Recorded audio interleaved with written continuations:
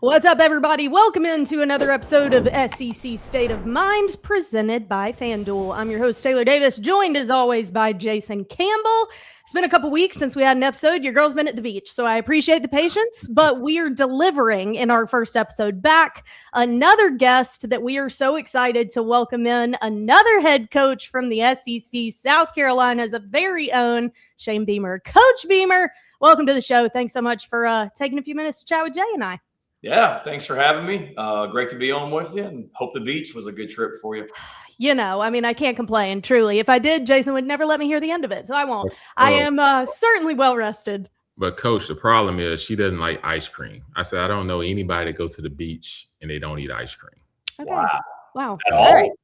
I know. Yeah. It is kind of weird. I didn't think we would start the episode, grilling me, but okay. Yeah, that's unfortunate, but I respect the discipline, but that's tough to hear. Yeah, we'll call it discipline. Don't worry, I spend my calories elsewhere, but nonetheless, with summer comes a little bit of rest, but a lot of excitement as we get closer and closer to kickoff. So obviously a great time to kind of touch base with you and kind of get your take on the year ahead. And obviously on the media side, we are always told what you did the past season, whether good or bad, is really irrelevant when you start to look to the next season. And I think the last 2 years are certainly part of the conversation for everything that this program has gone through, highs and lows. So with all of that kind of added into turning the page, where would you kind of say the team is at this point, and how would you assess the ability to move forward? Yeah, totally understand what you're saying in regards to the previous year is irrelevant, but I don't feel that way in regards to this year's team. Wow. We got a lot of new faces and a lot of new players that weren't here in 25, but we got a lot of guys that were here in 25. Yeah. And what happened in 25 is very relevant to what's going on right now in 26. Understanding the opportunity to win some games last season that we didn't play great in the fourth quarter the improvements that we need to make on and off the field, all that, the feeling that we had last season that nobody wanted, that we don't want to have again. So I'd say with this team, really from the time they came back in January, Taylor, somebody asked me like, what word describes the team? And I think of intentional, like this is a very intentional team that we've had since January. We're just a lot older. And both of you guys obviously cover the sport, have played the sport. The best teams, I feel like, in college athletics and college football especially, are the teams that are the oldest and the veteran teams. And if you look at our roster, we're a lot older than what we were last season. We've got a lot of guys that have been multi-year starters here at Carolina for us. And they've been working that way. I love the expression or the quote that your investment level in something equals your expectation level. And we've got a lot of players that have invested a lot into South Carolina football and have high expectations for this upcoming season.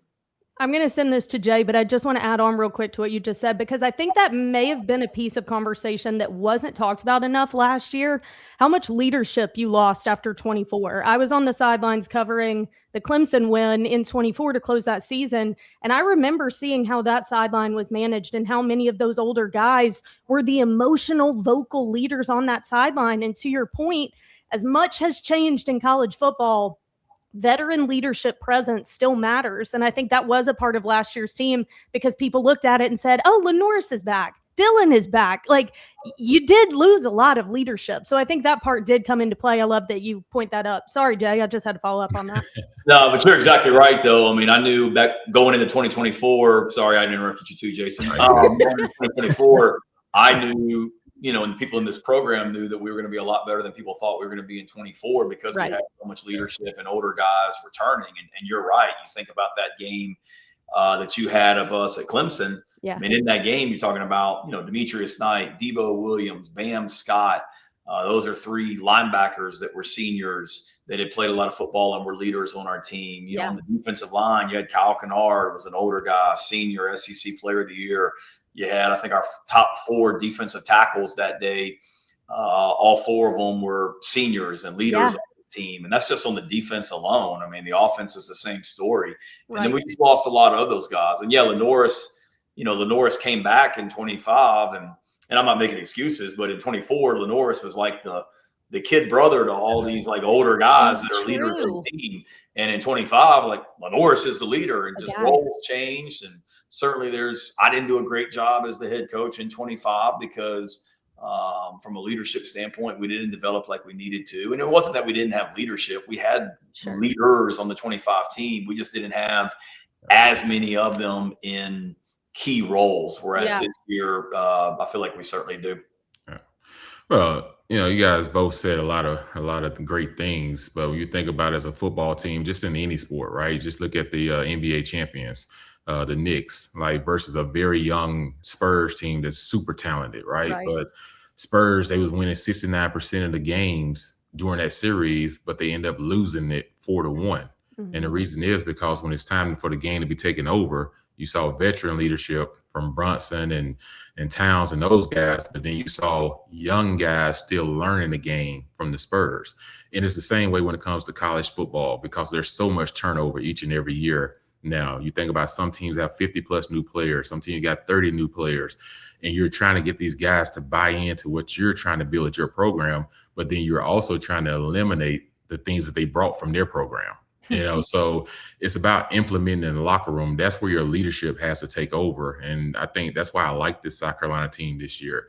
I feel like last year you guys was a good team, but again, there was a lot of learning curves. And I think if you're in the same situation this year in the fourth quarter in a lot of those games, I think you finish them well because now these guys are a year older. When you think about Dylan Stewart and even your receiver, Nick Harper, like you have talent. But I always tell everybody, man, like, being a coach in the SEC is extremely hard now because it used to be East and West.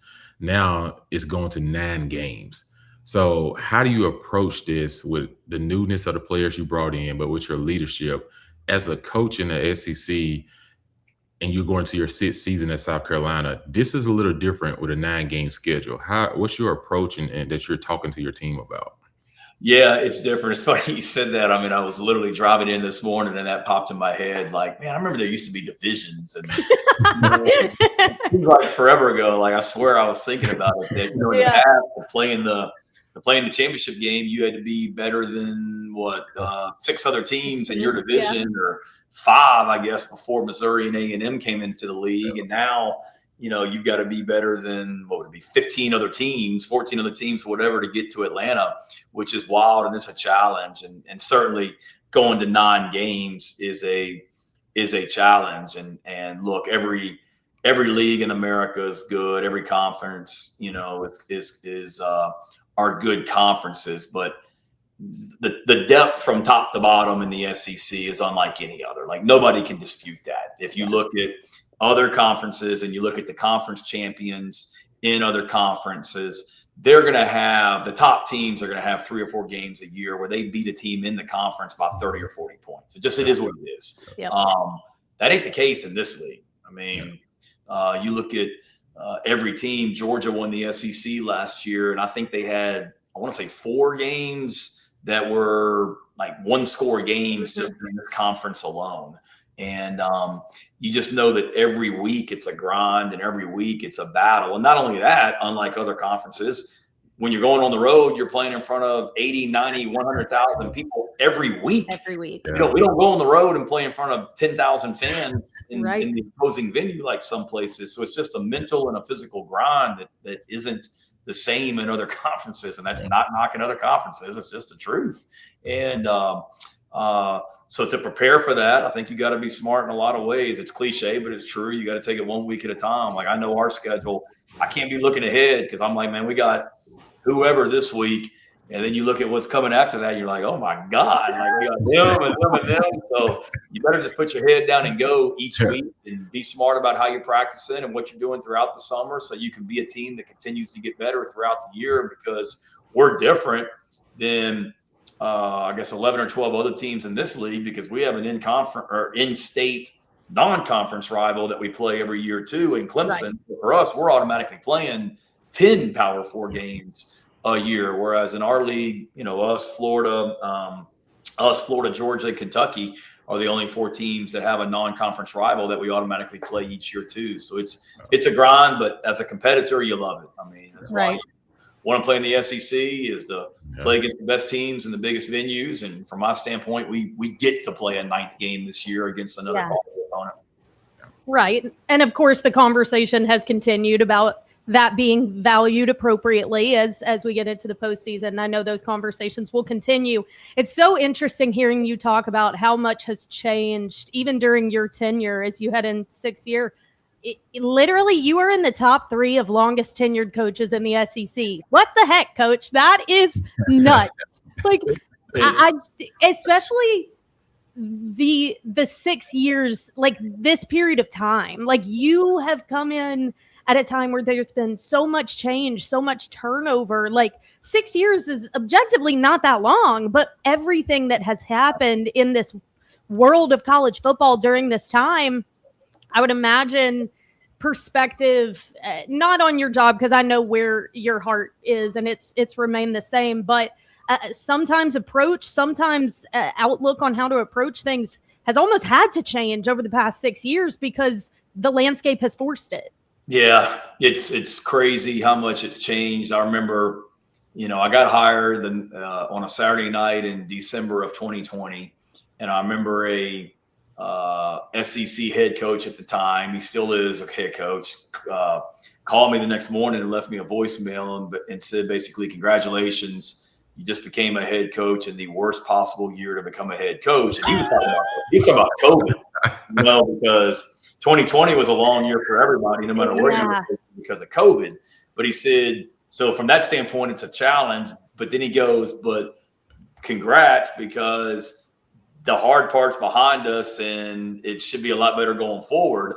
Little did we know everything coming. I mean, I think back to that voicemail about how much has changed since that morning, Saturday morning, December of 2020, or Sunday morning, December of 2020, when I got that voicemail from that coach. Because at the time, I mean, we didn't know the transfer portal was going to be prevalent like it is. We didn't know NIL, paying players out of like your own athletic department with rev share was unheard of. And now all that's just what we do. The norm. And the norm. So it's changed so much. You've had to adjust. It's not like you have a guidebook. It's not like I call my dad and say, hey, how did you handle when Michael Vick was thinking about going in the portal, or how did you handle the rev share or his NIL deals? Like, I can't. We're all kind of going through this for the first time. And then and it's crazy for you to say that 3rd longest tenure or whatever it is. I mean, I remember my very first SEC head coaches meeting. It wasn't even in person. It was on Zoom because of COVID. Oh, right. And I remember literally sitting right here in this chair in my office and getting on a Zoom. And I'm like, oh, my God, like I'm on a Zoom right now with Nick Saban and Jimbo Fisher and Ed Ogeron and all these. I know y'all are Auburn people. Brian Harsin was the head coach at Auburn.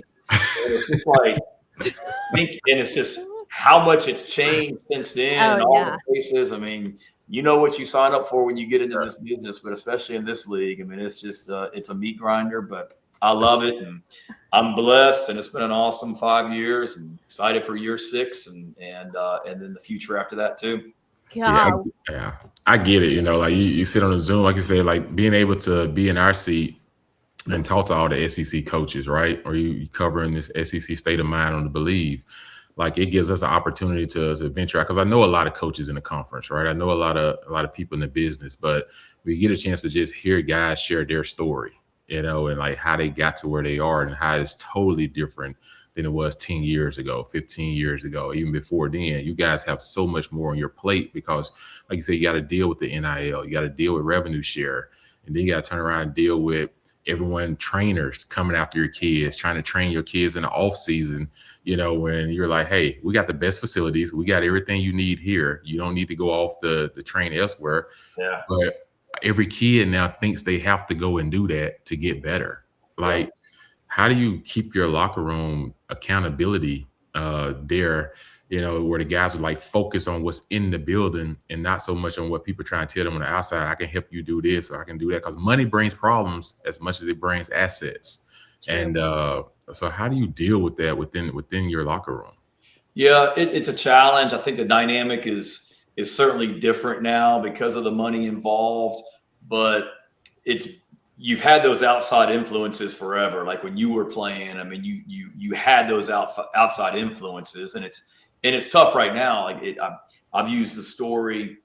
It's happened multiple times where I ask a player when they first get here, let's say a freshman right here, hey, you know, what's motivating you this upcoming season, or you know, what's your why as you get started on your freshman year of being a South Carolina football player, and used to it was like, man, I can't wait to play, compete, yada yada yada.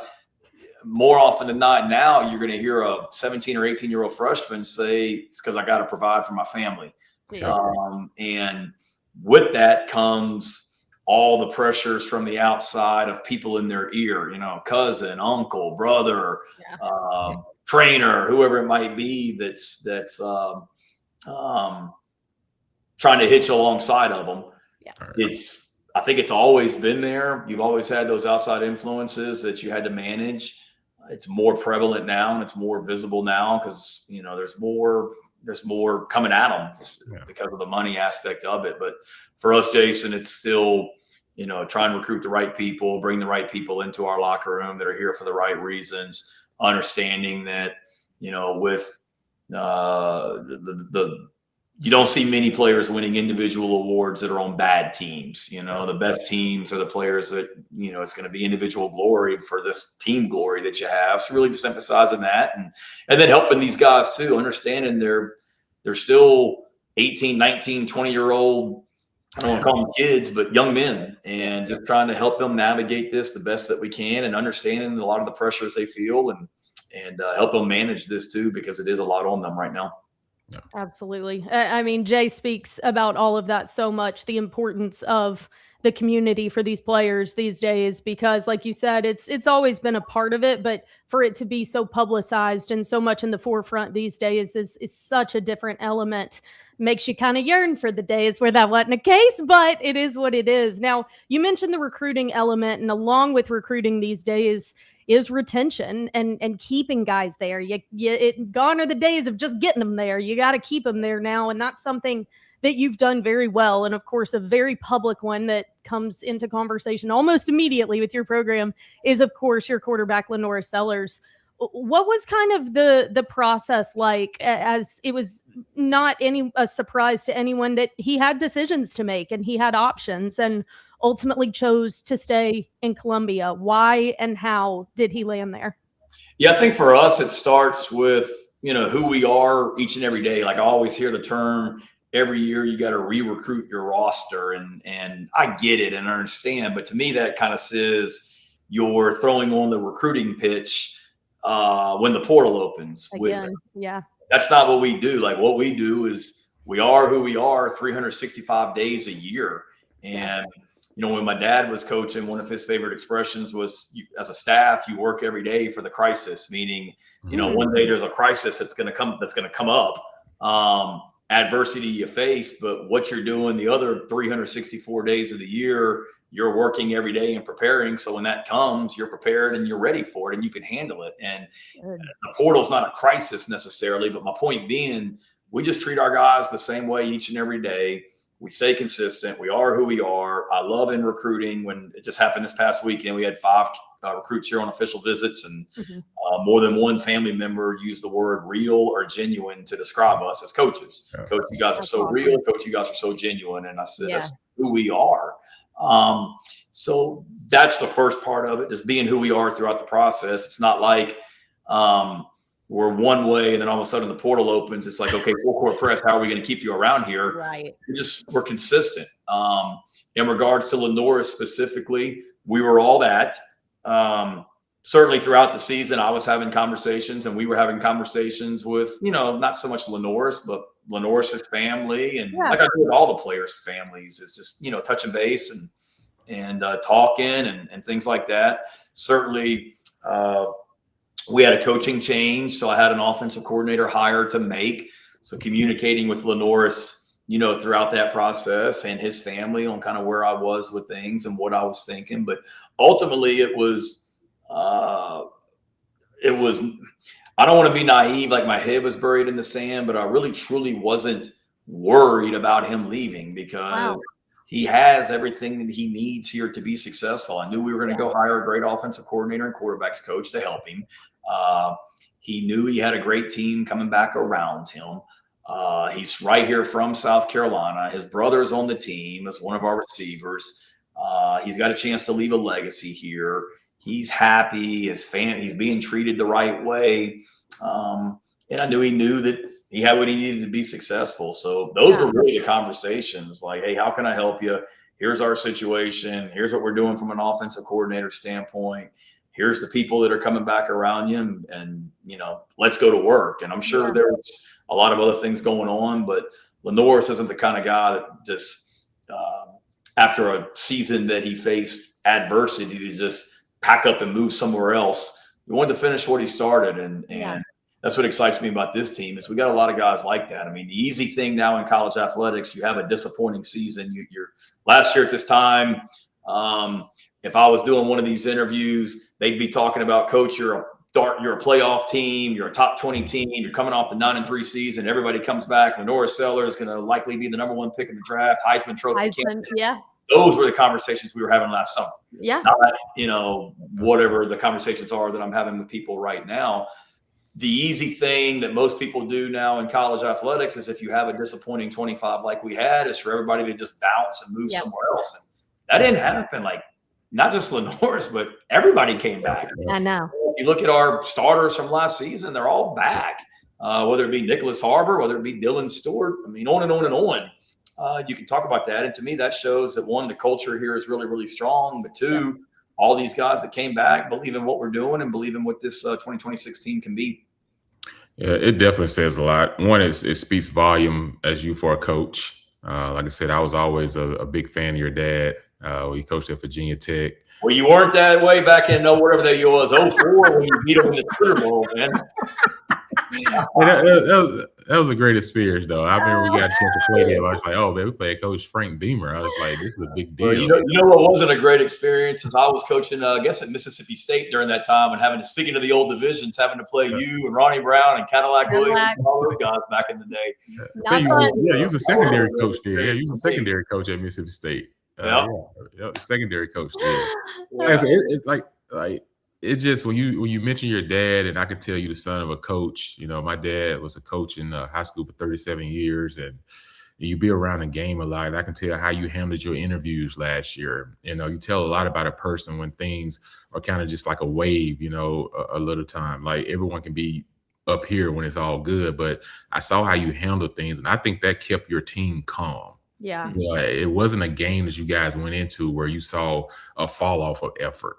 Like I said, a lot of things that you lost at the end of the game was just some weird stuff would happen. And you'd be like, how did that just happen? Yeah. And so I think that makes you better. I think the fact that LaNorris decided to come back early, I think sets the tone from a leadership standpoint. Because like I tell everybody, I don't get the landscape of why everybody feel like the best thing for a kid to do at the end of the year is transfer because they go through a tough time. I said, no, tough times make tough people, and it makes you tough players that last a long time. I think the percentage they said in the NFL, I'm not sure, I had to go back and look, but I was reading on it. I think they said over 70% of the guys that stayed at their same school last more than 4 years in the National Football League. Wow. So I think that speaks volume of guys' understanding of how to go through something, but sticking to it, what grows you. And it's like a tree being planted. The tree didn't all of a sudden the next day become a full-blown tree. There's time. You got to keep watering that tree. And I tell guys, you got to keep watering your game. Like everybody else at home will tell you how good you are and you're the best thing since this and that. But you want your coach to be able to grind on you. If he got to worry about you hitting the door because you don't like something he said, then we can never get to be a championship team. Mm-hmm. So I think the fact that you continue to say these things and do these things is a reason your locker room stays together. Everyone's going to have a transfer here or there that leaves sometimes, just because something may not be working out. But for the most part, though, the central part of your football team should always stick, which tells the character of your program. So I just want to give you kudos on that. Well, that means a lot. One, that means a lot coming from you as the son of a coach, and because of the respect I have for you as a player and all that, that really does mean a lot. But I appreciate you saying that. And it really goes back to the people we have in our program. Like, we got some great guys in our program that, no matter what happened on a Saturday, really, really tough loss, whatever it might be, like, they just every week, and it's always been this way since I've been here, they just come right back to work the next week, and there's no like having to motivate guys to go practice hard and all that. They do the right thing and they get right back to work, and they're a lot of fun to be around. And we certainly had some disappointing Saturdays last year, but they always responded after those disappointing Saturdays the right way, which I appreciate you saying that. Oh yeah, before I get out of here, I just gonna say, LaNorris Stan and you getting Coach Briles coming as your offense coordinator. Oh, watch out, SEC. Like, just watch out, because the SEC has been put on notice. When you think about a veteran quarterback mixed with an offensive coordinator that knows how to, exploit every area of the football field. Mm-hmm. You have a dangerous receiver. You got a really good run game. You got a quarterback that's dual threat, but then you got an edge rusher that puts pressure on quarterbacks. Right. And you got a guy in the secondary that's still elite. When you think about that, I know you climb under the radar, but what has, having Coach Briles be there as offense coordinator has done for the energy of your offense this spring? Yeah, not just the energy of the offense, but I would say the energy within the team too, where everybody says, and granted, like when you go 4-8, nobody was good enough. Offense, defense, special teams, head coach, you all need to be better, and we all feel short when you're 4-8. But the fact of the matter is, we were just nowhere near good enough on offense last year. Mm-hmm. And now with our defensive players seeing the system that Kendall Briles has brought, it's really brought energy to them where they're like, okay. They saw it during spring ball and things like that. And that's exciting. I think with Kendall, it's the fact that he's got a proven system. He's done it in the SEC before at Arkansas. He's done it at TCU. He's been successful as an offensive coach wherever he's been. And he has his system, and he believes in it. And it's very player friendly, and our players really love it. LaNorris is in a good place right now, just with what we're doing from a system standpoint, but really just the relationship that, he has with Kendall. They've really developed a great relationship like Kendall has with all the quarterbacks. So I'm excited, bringing in an offensive line coach and Randy Clements, who is a proven offensive line coach that has been with Kendall at other places. So it's now, we have a coordinator and an offensive line coach that work extremely well together because they've done it for a long time together, and that goes a long way, as you know. So I think we're in a good place right there. Got a lot of work to do, don't get me wrong, but really like where we are with just the confidence and the efficiency of how we're doing things. I love that. I think it's really unique. We don't see a lot of head coach starting quarterback duos stick together this many consecutive years, whether the quarterback transfers or the head coach moves to a different program. Like, for the two of you to have a third year together, and you've told me the story about how you kind of found LaNorris, and he was overlooked and not heavily. So I think there's such a uniqueness about the length of time you two are going to have together, but also just the bond that has to be created. And I would love your take on, you said he's in a good place right now. As difficult as it probably has been to go from what felt like, a mountaintop moment, just shy of a playoff in 24, to some disappointing results in 25. And LaNorris's play obviously was part of that. And there's a variety of factors that go into play. But when you've got two extremes in back-to-back years, it feels like, I'm sure that does a lot on a quarterback from a mental perspective. You saying that he's in a good place right now, what kind of growth have you seen, and maybe experiencing both contributed to it for him? Yeah, you're right. I mean, it's really cool. I don't know of many guys that are about to be a starter for the third year in a row at the same school, not to mention it's his fourth year in the program, because he was here at 23 when Spencer Rattler was our quarterback and LaNorris was our backup that year. So that's neat that he's been here now 4 years. I think there's a natural growth that comes because of that. As we're older, and I just think you think back to 2024, Taylor. About midway through the season, we just lost a 2-point game on the road to Alabama, where we turned the ball over some. I think we were 3-3 at that point. And there were a lot of questions like, is LaNorris Sellers the answer at quarterback? Did he go out that game? Say it again. Did he go out that game? He got hurt a couple of weeks before that against LSU. He had the game or played at the end of the first half against LSU. He didn't play great against Ole Miss. Then we lost to Alabama. There weren't those questions with me or in this building, but a lot of the quote-unquote noise on the outside was, is LaNorris Sellers the answer at quarterback? So you think about from that point till 6 weeks later, you're interviewing me after the game on the field at Clemson, and I'm saying this kid's the best player in the country and should be in the Heisman Trophy mix, which I felt right. And I still do at that moment. I believe that. Yes. But from mid-October to that point, you think about how much his life changed. Yeah. And summer of 24, hardly anybody knows who he is. By the end of 24, he's a household name across college football. And it was a lot on him for a guy that was in his second year of college. Yeah. So he had to grow up quick. And then you deal with that adversity that he faced in 25 with the season that we had.